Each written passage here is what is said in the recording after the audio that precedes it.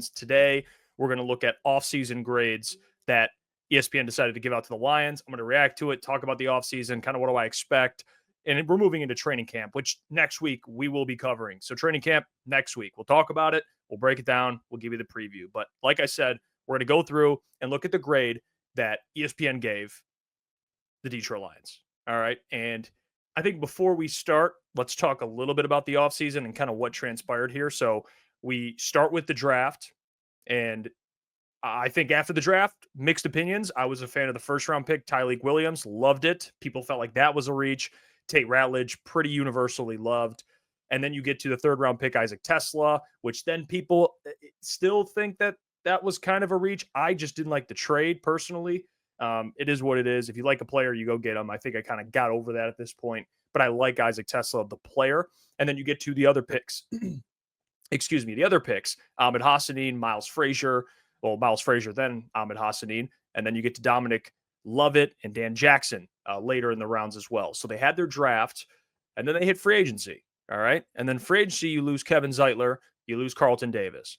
But then you bring in DJ Reed to replace Carlton Davis, who is a pretty good corner two, capable of being a corner one, but really has been in that corner two spot with the New York Jets, but at times has guarded number one wide receiver. So I don't think anyone would argue his capability. So they replaced Carlton with DJ Reed. They didn't necessarily replace Kevin Zeitler with anyone in free agency, but that's when it comes to who they have in house, which is Christian Mahogany, the second-year player who they're very excited about. They drafted Tate Ratledge. So the offseason essentially has been about replacing their cornerback one and rebuilding their offensive line. They took 2 offensive linemen in the draft.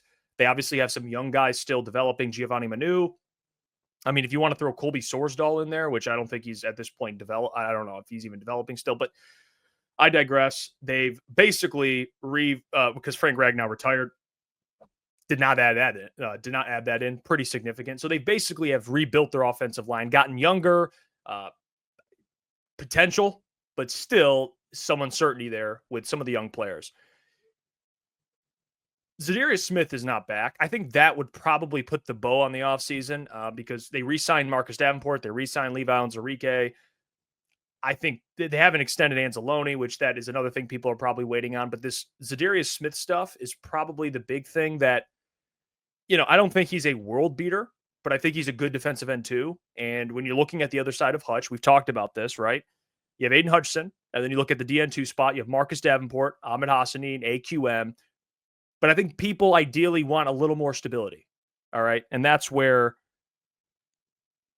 Zadarius Smith comes in to play. So I think that's why like myself, I want him back because he's a pro. You talk about production. He's had the most sacks on the Lions since, besides Aiden Hutchinson, most sacks. I think James Houston, the only one that would contend with that. So it makes sense. Still hasn't signed to a team. He's still out there. But I think Zadarius re-signing would definitely give them a higher grade. I would probably give him around a B, if I'm being honest, for the offseason.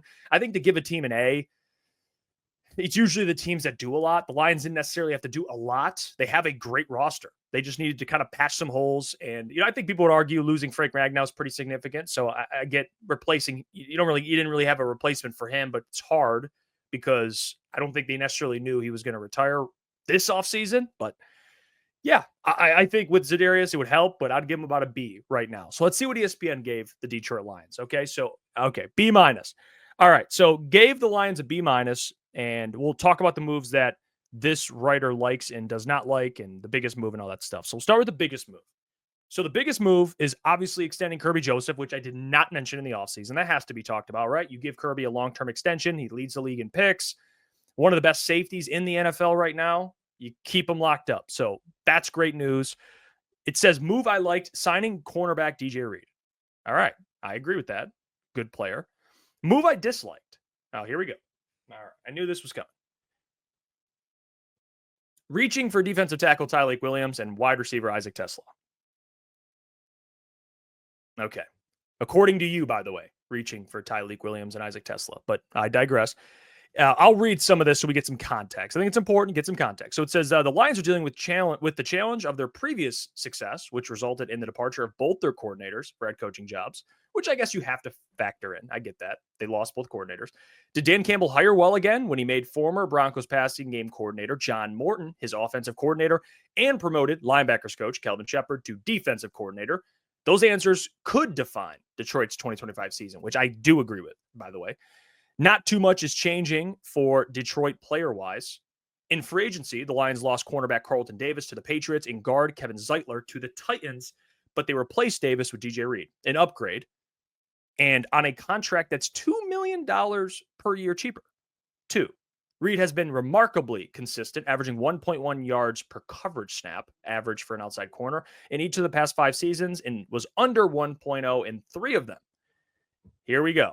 Detroit's biggest expenditure came via an extension for Joseph that averages $21.25 million per year. That included only $23.1 million fully guaranteed.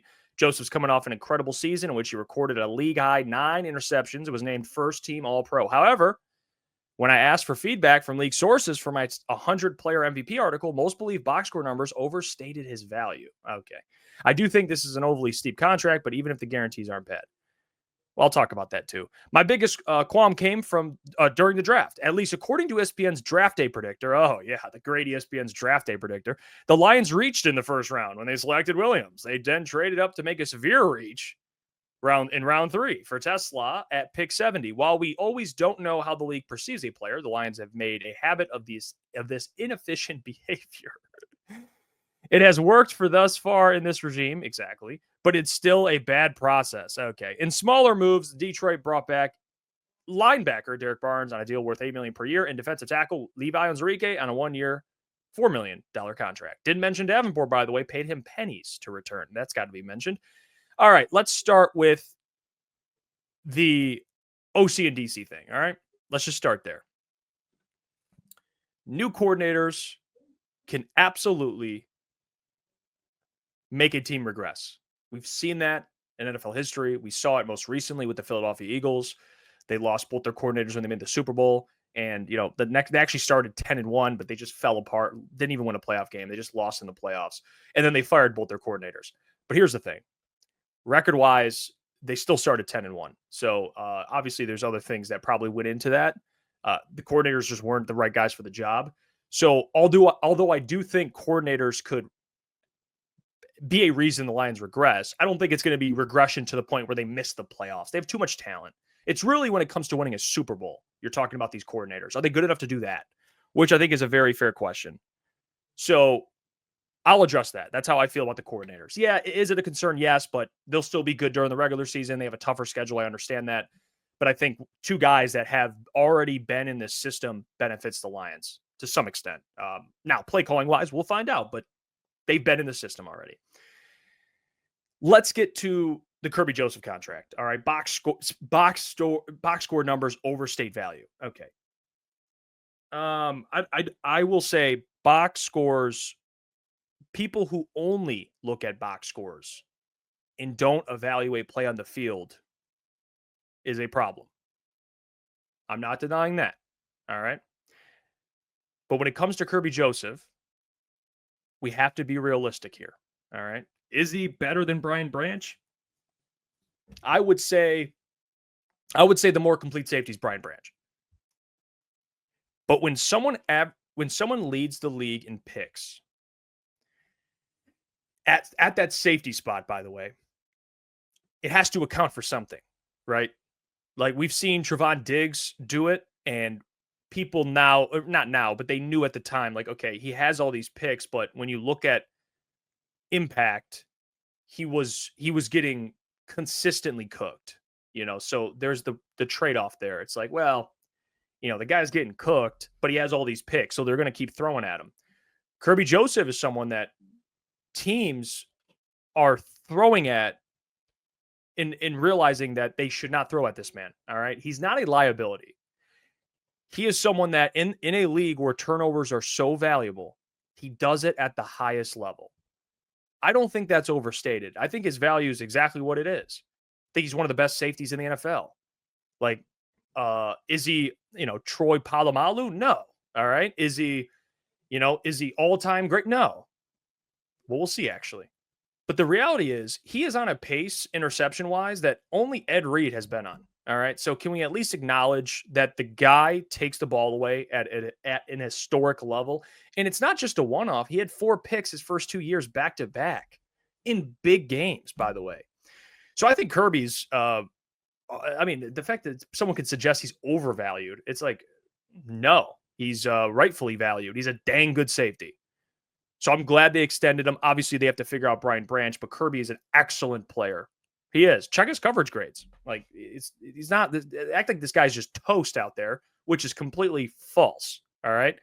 So Kirby Joseph, great safety. Probably a top 3 to 5 safety in the NFL right now, in my opinion.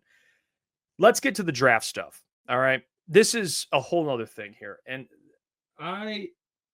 there's nothing I hate more than, because again, you can share your opinion. I do it here. I do it a lot. So I have no problem with that. But it's what you say when you share your opinion. For example, saying that the Lions and Brad Holmes has been one of the best evaluators in the league. No one would disagree with that. But when you write in this article, the Lions have made a habit of this inefficient behavior. And they say in the article, it has worked thus far, but it's still a bad process. How can you say that about a franchise or about a GM that has found as many great players as Brad Holmes has outside of the first round? The first round picks in the NFL are supposed to be layups. Those are supposed to be the guys you get right. After that, that's when the great GMs rise. Les Snead, right? Like Les Snead found Puka Nacua. Les Snead found Cooper Kupp. Les Snead found all the defensive linemen they have. That weren't just first round picks, by the way. Cameron Kitchens. Like, I can go on with Les Snead. He's a great, obviously, Brad Holmes comes from Les Snead. Brad Holmes has nailed draft picks. Is he going to hit 100% of the time? No. Is he going to take risks? Yes. Are they going to fail? Yes. Broderick Martin, for example, failed. He's human. But let's look at the hits. Amon-Ra St. Brown, 4th round. Kirby, 3rd round, who we just talked about. Led the league in picks, by the way. Brian Branch, Sam Laporta, 2nd round picks. I mean, we can keep going, by the way. Christian Mahogany, who's going to start this year, and he's going to be a starter, 6th round pick. Derek Barnes, 3rd round pick. Aleem McNeil, 3rd round pick. Or I think Derek might be a 4th round pick, but I digress. Still the same thing. Finding all these guys past the first round. I would say his process is probably pretty good. That's probably what I would say. I'm not an expert, but based on the results, I'd probably say I would trust this guy. So it's definitely not a bad process. I think it'd be idiotic to state that, and the article clearly does. So yes, you are an idiot. And the other thing I'll mention is this.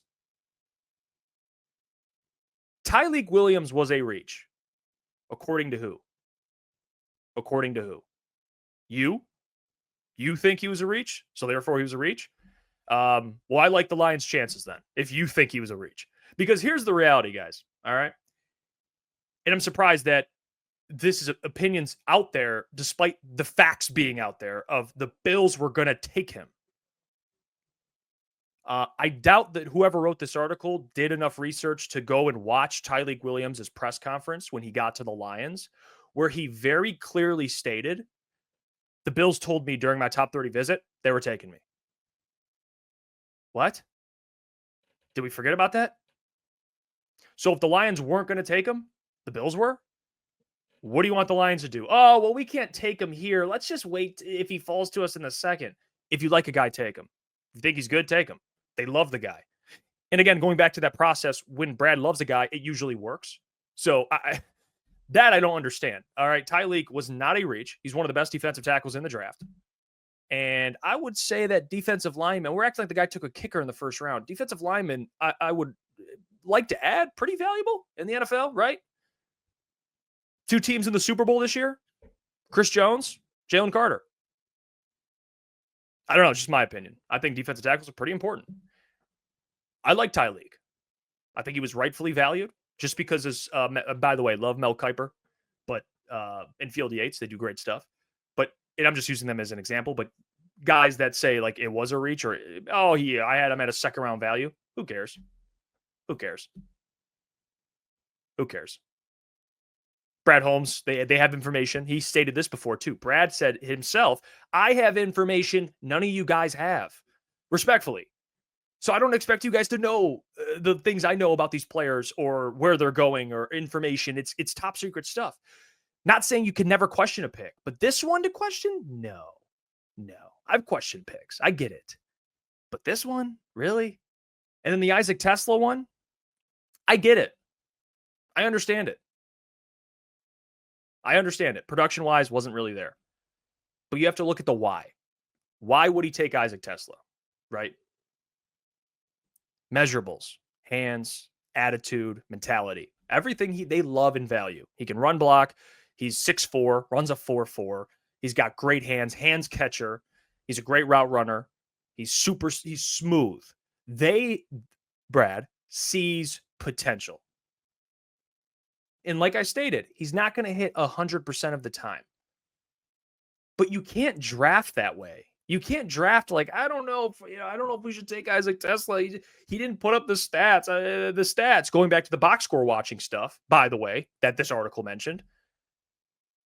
You think there's probably more than just box score stuff? Like he might not have had multiple 1,000-yard seasons, but he didn't have great quarterback play, wasn't in a great system. And when you go watch Isaac Tesla, he's a playmaker.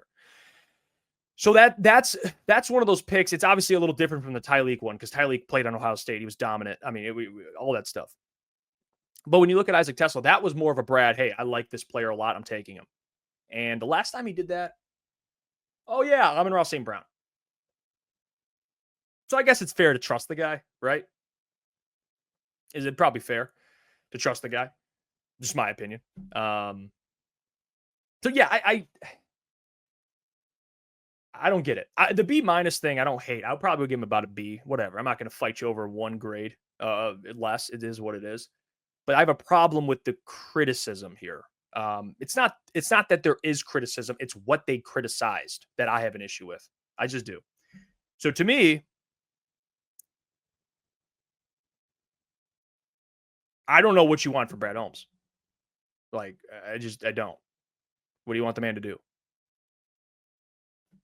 He's done pretty well. So, yeah, I will see how this Isaac Tesla stuff pans out, but I'm pretty confident. I like the player. I watched a lot of him after he was drafted, of course. I wasn't watching Arkansas, but I found, watching him, you're like, this guy gets open a lot. Played in the SEC, by the way. Okay. He wasn't playing for some junior college. He actually was playing for a junior college, put up numbers, but in the SEC, by the way. So, yeah, listen, guys, I would love your guys' thoughts on this. Again, the grade you can comment on if you think the Lions get an A or a C. I mean, whatever. These grades grades are irrelevant. It's more about the criticism here. And that's what I'm addressing. And that's what I have an issue with, to be honest with you. Disagree completely with the criticism. I think there's other things you probably can criticize. Like for me, I would probably be more worried about the defensive end 2 spot. Just something I think about with Marcus Davenport, his inability to stay healthy. There's other things you can argue. What this article decided to go after, completely false.